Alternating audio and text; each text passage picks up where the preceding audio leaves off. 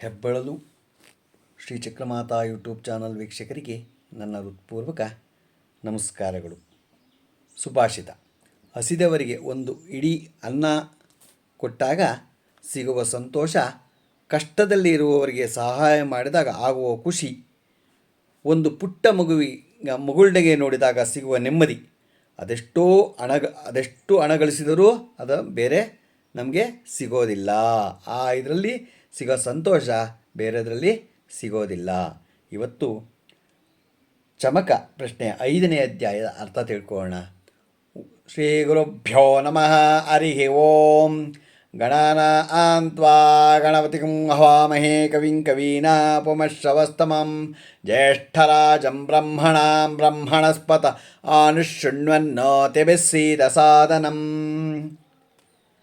ಅಶ್ಮಾಚ ಮೇ ಮೃತ್ತಿಕಾಚ ಮೇ ಗಿರಿಯಶ್ಚ ಮೇ ಪರ್ವತಾಶ್ಚ ಮೇ ಸಿಕತಾಶ್ಚ ಮೇ ವನಸ್ಪತಯಶ್ಚ ಮೇ ಹಿರಣ್ಯಂಚ ಮೇ ಯಶ್ಚ ಮೇ ಸೀಸಂಚ ಮೇ ತ್ರಪುಶ್ಚ ಮೇ ಶಾಮಂಚ ಮೇ ಲೋಹಂಚ ಮೇ ಅಗ್ನಿಶ್ಚ ಮೇ ಆಪಶ್ಚ ಮೇ ವಿರುದ್ಧಶ್ಚ ಮೇ ಓಷಧಯಶ್ಚ ಮೇ ಕೃಷ್ಣಪಚ್ಯಂಚ ಮೇ ಗ್ರಾಮ್ಯಾಶ ಮೇ ಪಶವ ಆರಣ್ಯಾಶ ಯಜ್ಞೇನ ಕಲ್ಪಂತಾಂ ವಿತ್ತಂಚ ಮೇ ವಿತ್ತಶ್ಚ ಮೇ ಭೂತಂಚ ಮೇ ಭೂತಿಶ್ಚ ಮೇ ವಸುಚ ಮೇ ವಸತಿಶ್ಚ ಮೇ ಕರ್ಮ ಚ ಮೇ ಶಕ್ತಿಶ್ಚ ಮೇ ಏಮಶ್ಚ ಮೈತಿಶ್ಚ ಮೇ ಗತಿಶ್ಚ ಮೇ.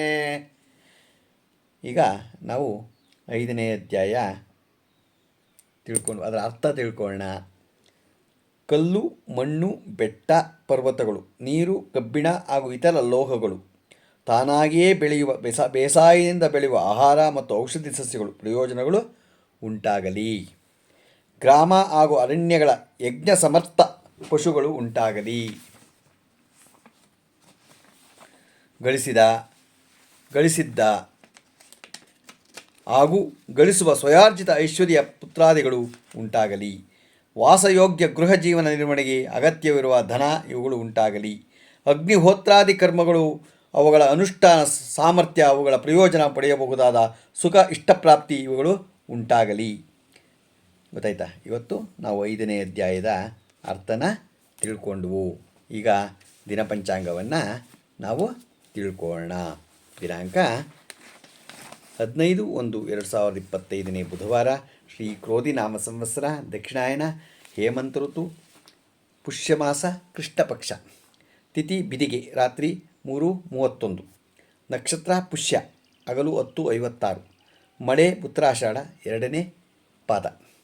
ರಾಹುಕಾಲ 12:33ರಿಂದ 1:59 ತನಕ ಇದೆ.